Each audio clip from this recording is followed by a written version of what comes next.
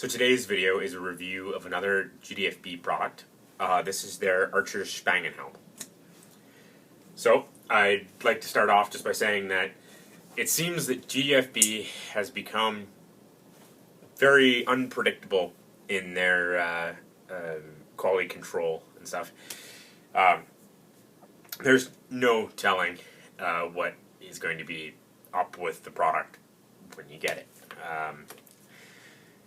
If anybody who's watched the last video I did on a GDFB helmet, which was the Yermanbu one, a lot of the things that were wrong with that one they fixed in this one, and some of the good parts about that one are kind of wrong in this one. So that's kind of interesting. So basically this helmet, they call it the Archers Helm, and it's sort of just a basic Spangenhelm with two parts connected with a strap, also known as a band helm. The interesting thing about these helmets is they kind of bridge the gap between the period that's late Roman all the way to about the 10th century in various forms in various cultures. Is it right for Viking reenactment? Not really. I suppose in some groups it could work, but in others it might not be the greatest. In my group, as it is, I probably wouldn't use it that way. Excuse me. Fighting off a ridiculous cold or flu or something that I can only describe as the TDC plague, or the public transit plague. It sucks. But, yeah. So, this helmet. What I'm intending on doing with it is a little bit sneaky. I'm either going to put this hat over top to basically make it a hidden helm kind of deal. And, you know, right now, kind of looks like a Vietnam-era American helmet, but when you put the fur on it, it kind of makes it seem a little smaller than it is. So if that doesn't work out to my liking, I'm going to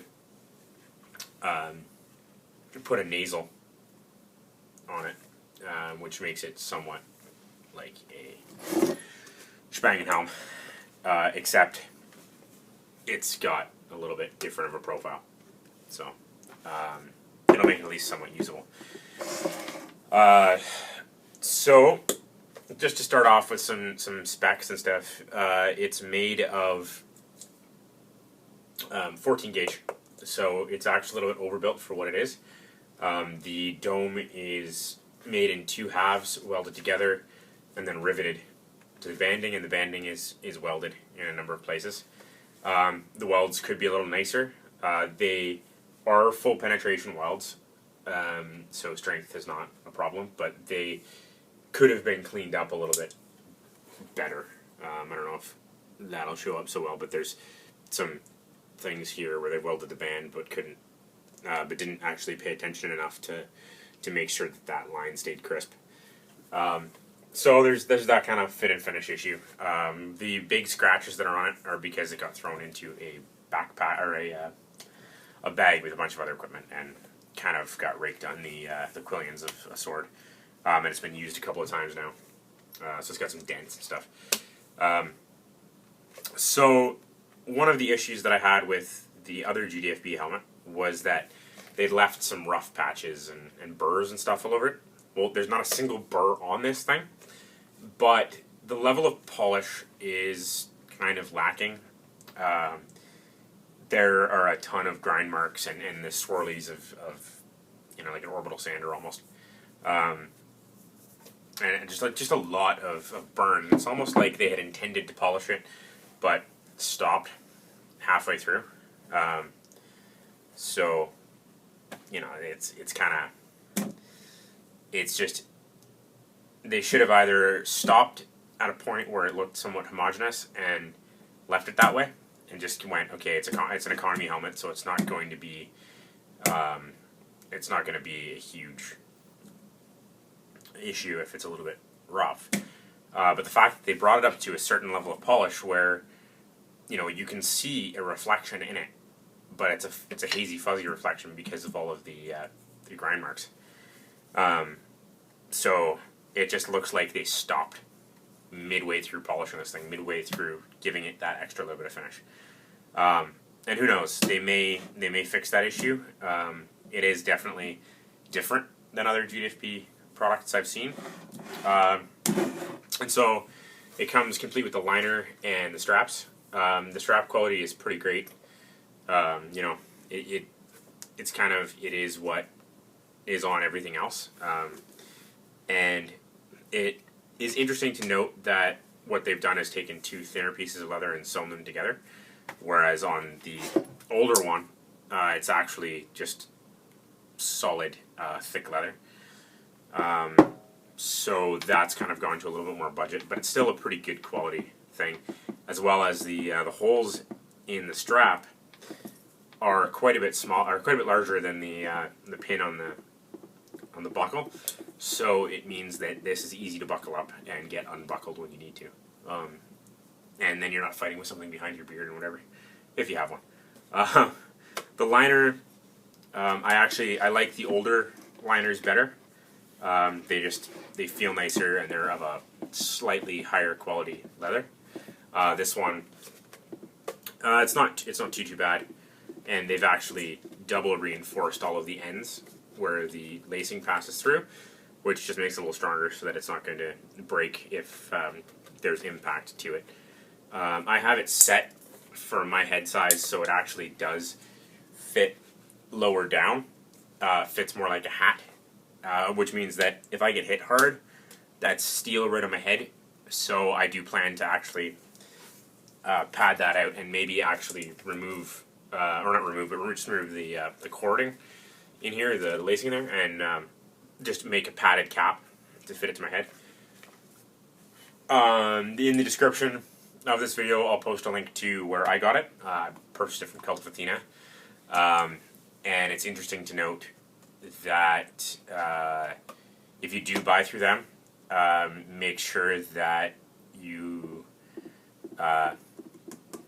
either pay by credit card or make sure that that PayPal is set up properly, because I ended up with an issue where it took almost a month to get this, yet it should have shipped in a week, and that has no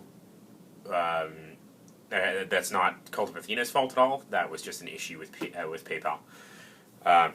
So, you know, it kind of is what it is. So basically with this, it's, for the price, I think it's about $70 US. It's not, or $75 US. It's not too bad. I wouldn't necessarily recommend it for Viking, just because it is of an earlier pattern. And it's sort of just a generic Germanic pattern. It's found in a few cultures. I believe the Groningen helmet is very similar, except for it's covered in spikes. Excuse me. So it is a pretty decent helmet. It will protect your head very well. It is made of 14 gauge. Though the lack of face protection can be an issue for some. I know that for me it's not too much of an issue. But because I like to have the visibility over the protection, and some people would argue that there's not very much protection to a nasal helm, but there is quite a bit there, because something will cross the gap and it will protect your face quite a bit, especially from longer bladed weapons. But also this one sits higher, so it wobbles more. And I just wanted a helmet that didn't really look like a helmet, hence why I intend to cover it in the fabric and fur. And these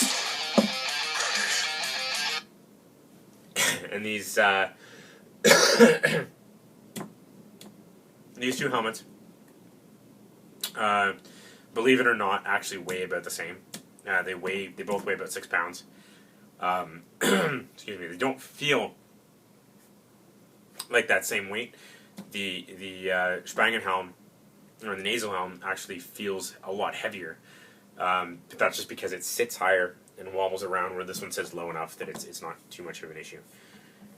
So really, I wouldn't recommend this to Viking reenactors unless you plan on covering it, or have enough metalworking knowledge to actually be able to modify it and put on the nasal and all that stuff. This actually might work a little bit for somebody doing an Arabic persona, because you can modify this enough to make it work. Or if you're going to do Saracen or Mamluk and you're actually planning on putting a turban around it, this would be a great helmet for that. It's cheap. It's very, very strong. It's not too overly heavy, and it can sit on your head in such a way that it could look like a hat or a turban. So it's pretty decent. And I think as far as for people doing LARP goes, this helmet would work pretty well for just somebody who wants head protection, who doesn't necessarily want to obscure their face, or doesn't want to have a kettle helm or anything like that. This could actually kind of work. Or just for an earlier Germanic character. Yeah, it's a pretty decent little helmet. And I will post what it looks like afterwards with the fur and all that stuff. And I also have a friend who bought a new nasal helm, Spangenhelm nasal Spangenhelm from GDFB. Basically the same week I bought mine. He got his earlier because of how he paid, but that's, yeah. And so he's going to let me borrow that to review it. I have worn it, and it is a size smaller than the Spangenhelm that I have. And it's basically, it's tight enough that I can wear it, tighten it up, and not have to wear an arming cap underneath. And in my opinion, it's a little too tight, but it works for certain things. So I hope to have that review fairly soon, as well as I might be able to review a Hanway Tinker Pierce Viking sword. That one again is a few years old. It's been through the ringer in a couple of ways, and it actually shows some of the issues that I've seen with a number of Hanway products. And it's just a pretty great little sword that has an example of it. So thank you very much for watching. I hope you like what you see, and don't hesitate to like and subscribe. Thank you very much.